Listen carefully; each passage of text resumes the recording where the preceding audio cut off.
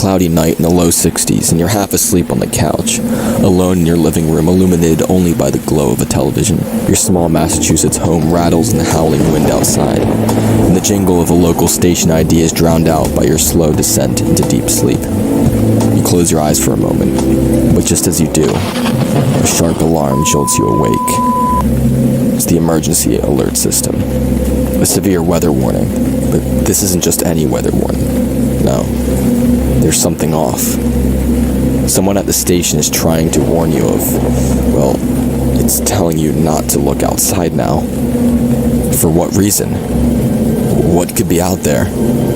Your county is scarcely populated, and light is sometimes a rarity in the deep rural parts of your town. The isolation, the mystery, the terror. This is the basis of analog horror.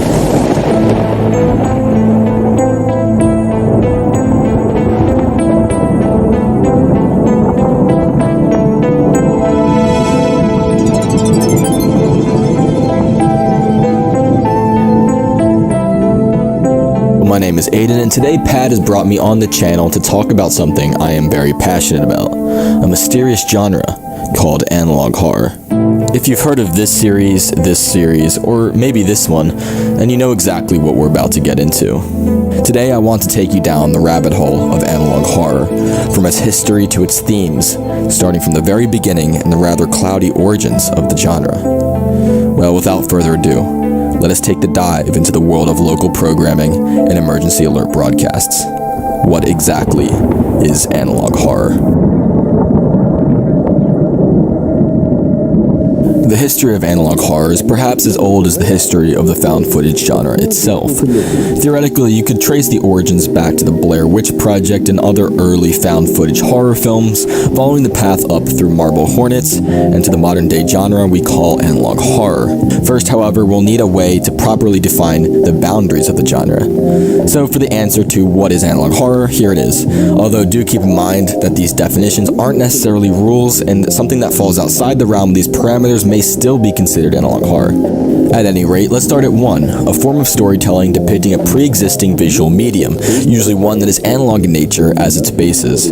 Examples: film reel, television broadcasts, VHS. 2, does not directly depict any characters, instead uses the second-person perspective to drive the story. In most analog horror, there are almost no characters. You are the main character experiencing the story. 3, uses a horror narrative. If the series satisfies the previous 2 requirements, all that's left is, well, is this series a horror series? Okay, so now that we have our essential parameters, we can start looking for the true origin of analog horror.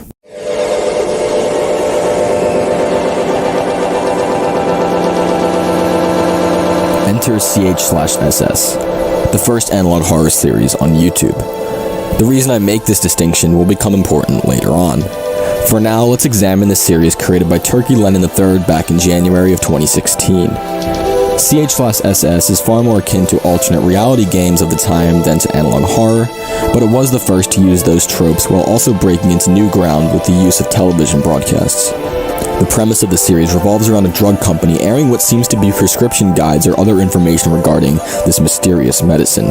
As you follow the series, you slowly gain insight into what might be going on in the world of CH/SS, although the presentation remains cryptic throughout. The idea of slowly building a world through subtle bits of information is one of the key pillars of analog horror. CH/SS asks its audience to actively participate and solve the mystery of the world as it unfolds. When you take it from this angle, CH/SS is undoubtedly a product of the ARG scene, but it, alongside the broader found footage genre, most certainly had a lasting impact on contemporary analog horror works, as we'll see in the coming examples.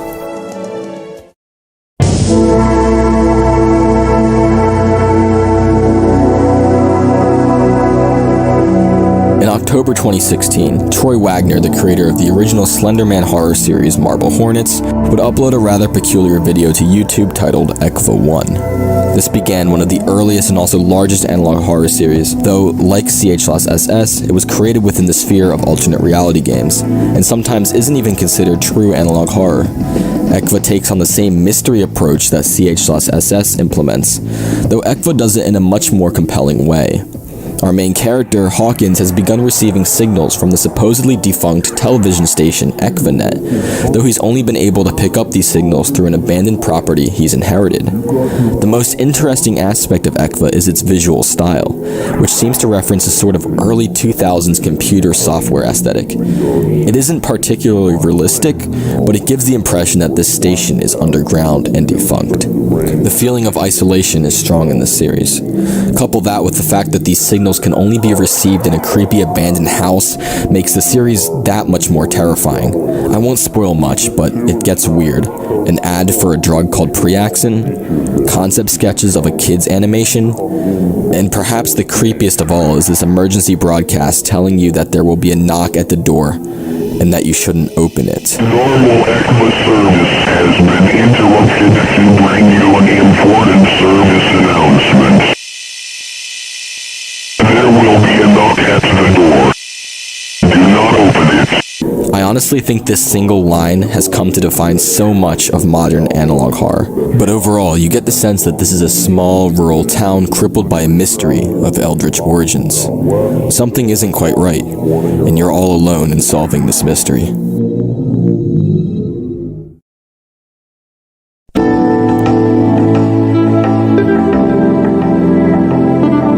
On Halloween night of 2017, Chris Straub, better known for his work on the creepypasta Candle Cove and the webcomic Brood Hollow, would upload 3 videos to YouTube.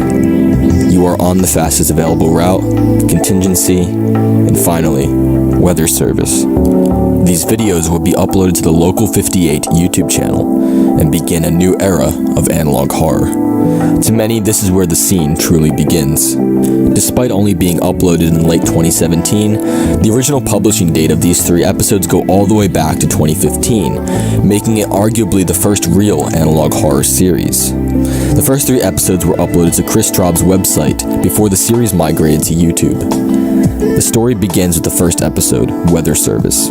It's interesting to note that this isn't the first video uploaded to YouTube, but it was the first video created. Anyways, Weather Service begins with a scheduling screen before cutting immediately to an emergency alert bulletin. The bulletin warns of a meteorological event taking place before it cuts back to the schedule screen. This time, the screen seems to be corrupted, and we are thrown back into the pitch black depths of the bulletin screen. However, it is now a civil danger alert, and it is telling viewers not to look at the moon. Or is it? Should we look at the moon or not? There seems to be a struggle going on between 2 forces here, one telling you to look at the moon, and one telling you not to look. At the end, we get a glimpse of perhaps the effects of looking at the moon. Insanity. And what's this talk about him? Finally, we see a shot of the moon with screams in the background.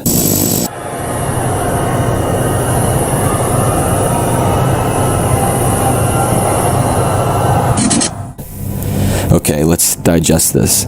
This is perhaps the single most iconic and defining analog horror video to ever exist, period. Many of the tropes you see in later series sort of originate here. The emergency alert bulletin, the scheduling screen, the lounge music, and most importantly, the hijacking. These features are all commonplace in your average analog horror video, but I think above all, the most interesting aspect of it is the structure as a short film. There is no hidden message here. There are no codes to solve. You understand the story just by watching it. There is a beginning, a middle, and an end. In other words, there is a 3-act structure. This is something new. It isn't an ARG. While yes, the story is vague and mostly left up to your interpretation, it's still a narrative and can be likened to the elusive plot of, say, 2001: A Space Odyssey. The rest of the videos seem to have a loose connection to this original story at best. Skywatching, the latest video as of me writing this script, seems to have the most connection to this original episode, showing what looks to be the true nature of the moon. The other videos seem to vaguely reference this event, but aren't necessarily connected. That's right, Local 58, in my eyes, is a collection of loosely connected short stories. And that brings me to my next point, the concept of hyperdiegesis. This word is used to describe a phenomenon we see in cult media such as cult television and films. It describes the use of an expansive world only hinted at or suggested in said piece of media. In other words, we are only given a teaser of the bigger picture at play. And that is very profoundly true in the case of Local 58. Much like ECVO, we get a sense of the world in Local 58. We are put in a specific time and place just through the graphics and presentation. You're watching this, alone at night in what seems to be a rural part of the United States, and something awful is happening outside. It doesn't help that Local 58 takes place in Mason County, West Virginia, which looks like this and is, by the way, home to the Mothman. This is terrifying. It becomes even more terrifying when you take into consideration the other episodes. Contingency is perhaps the second most iconic video to come out of Local 58. The video is a recording of a broadcast from what looks to be the late 60s after the station shuts down for the night. It seems that a contingency message has accidentally aired, telling the American people to in the name of the United States due to defeat by overwhelming forces. As the video progresses, the details become far, far more horrifying. It turns out that this broadcast was a mistake. Or was it? These questions fuel fan theories and speculation. But above all, it is at its core a creepy psychological short film loaded with small and meticulous details. The rest of the videos follow in the same fashion. A dash cam recording, a disturbing children's animation, an instructional VHS, a star observation.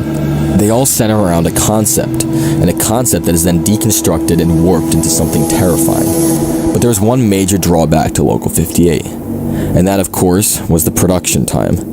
Unfortunately for analog horror fans, new entries could take up to a year or more to produce, and by 2018, there were only 3 videos in the entire collection.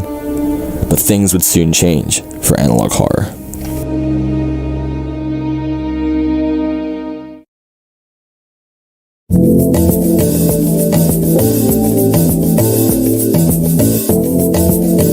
By June of 2018, Local 58 was really the only producer of analog horror, with ECVA and CH/SS mostly being considered ARGs.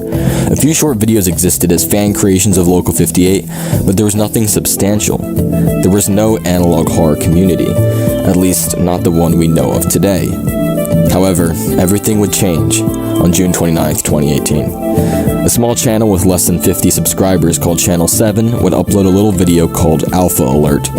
Within a few weeks, the channel had over 500 subscribers. What exactly happened?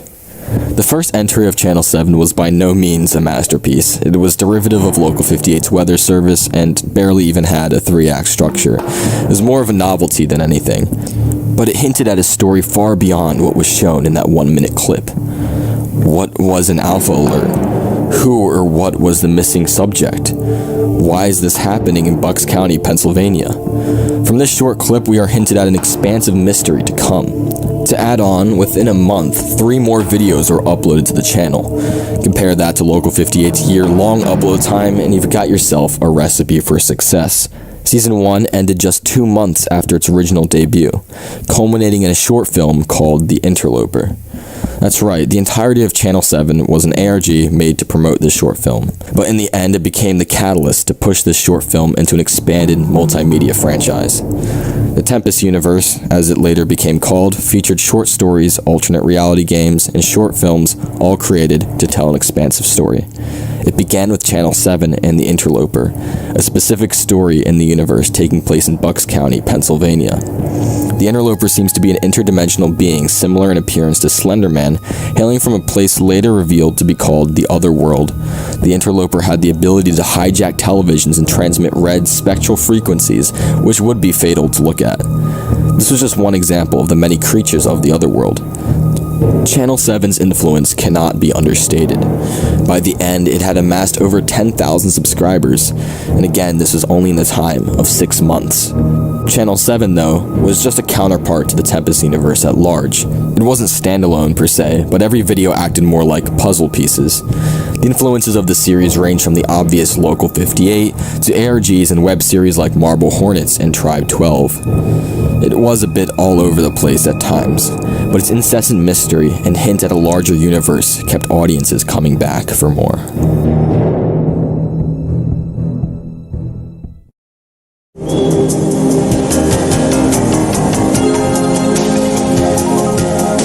And enter Analog Archives. Unlike Channel 7, Analog Archives takes a short film approach, with each entry following 3-act structures. We hadn't seen anything like this since Local 58. Analog Archives follows not one but 3 separate stories within the Tempest universe, with the plan being to explore the many facets of the universe through connected arcs of 3 videos. For its first season, the 3 arcs covered were Bucks County and the Interloper, Hanson County and the Tester, and Summer County and the Brainwasher. We had seen 2 of these counties before, but a third was entirely new. On one hand, it worked for the audiences who were intrigued by the series' many mysteries, despite not knowing the full lore behind the Tempest universe. On the other hand, the connected storyline eventually became overbearing and limited what could be done with the genre. Which is why, in July 2020, Analog Archives came to a close, alongside the larger Tempest universe as a whole.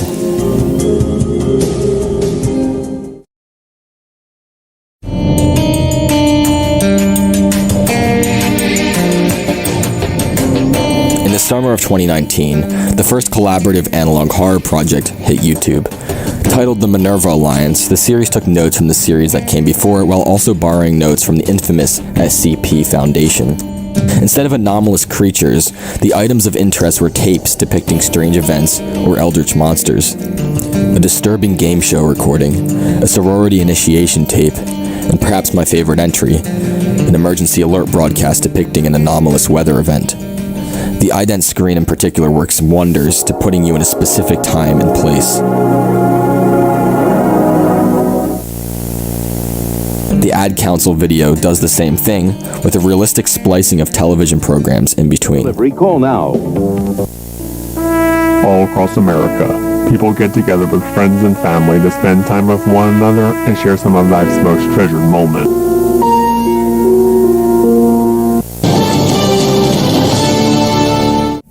Minerva Alliance taps into that nostalgic horror with its dedication to realism and fears from memories long forgotten. It should be noted that the Minerva Alliance also became the first analog horror series to feature audio-based analog horror. It's mixed reception, as I recall. It works from some perspective, especially in Minerva's open-ended SCP-style formula, but there's good reason why it had never been truly attempted until now. Overall, Minerva became the first for analog horror on many fronts, and continues to expand and offer new and exciting ideas into the genre. 2019 brought along a few other analog horror experiments, such as Ilbigo Corp and Alex Kansas, with Alex's channel eventually finding more success later on as a surrealist short film series. Alex Kansas would later go on to create the Monument Mythos, which takes a departure from the typical analog horror style, and goes for a more documentary-style approach, complete with voice acting. The Monument Mythos tells a story of an alternate history, where James Dean becomes the President of the United States, and where monsters lurk within the Statue of Liberty. It's a truly unique series, and a breath of fresh air in a genre that at times can seem stagnated.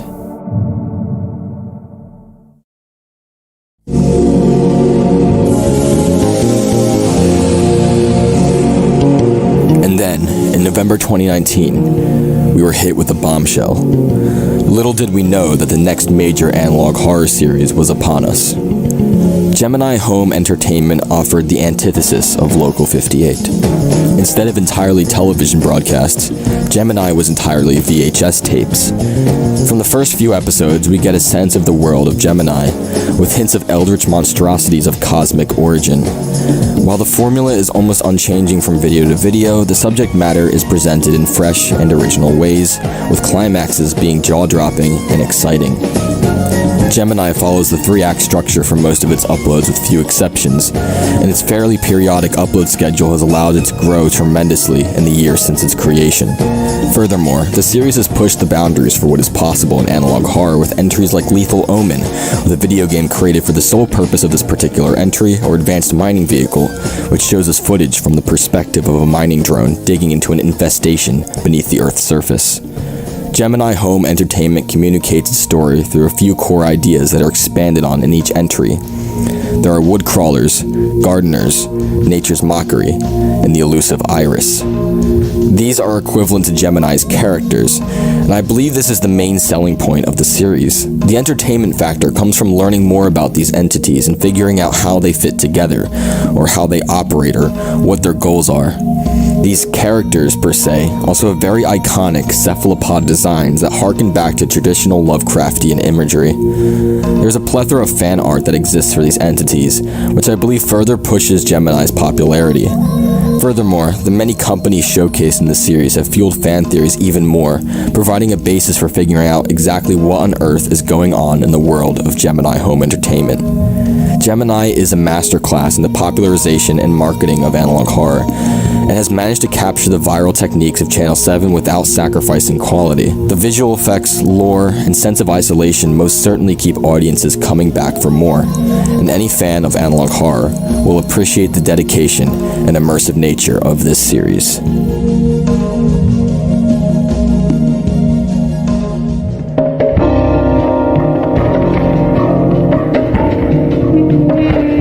In February 2020, the true sequel to Analog Archives would be unveiled. This series, titled Eventide Media Center, centered around recordings held in Eventide Valley's local library. The series was entirely separate from the Tempest universe, and every entry would be mostly self-contained, similar to Local 58. However, the main draw from this series would be its dedication to presenting new formats and anomalies with every episode. While the first video was a simple educational VHS similar to Gemini Home Entertainment, the second featured a near-accurate recreation of the Weather Star device used for the Weather Channel broadcasts of the 1980s and 90s. A later entry, Midnight Movie, used a 50s horror movie credit sequence as the basis of its format, and finally, City Council used actual footage from a town council meeting. Furthermore, every detail tightly surrounds a specific theme for every episode, right down to the color choices. However, the series is not without its criticisms. In the early months, many criticized the lack of an overarching story, citing that it feels disjointed despite the idea of it being a collection of short films. Since the entire series takes place in a shared universe, fan interpretations and theories have cropped up anyways. Eventide, in essence, is derived from the concept of mini, self-contained mysteries. The horror stems from piecing together a story through the hidden details, which reveals things more horrific than what was originally on the surface. Eventide is treading on new frontier for the genre, and it's anyone's guess as to where it will go next.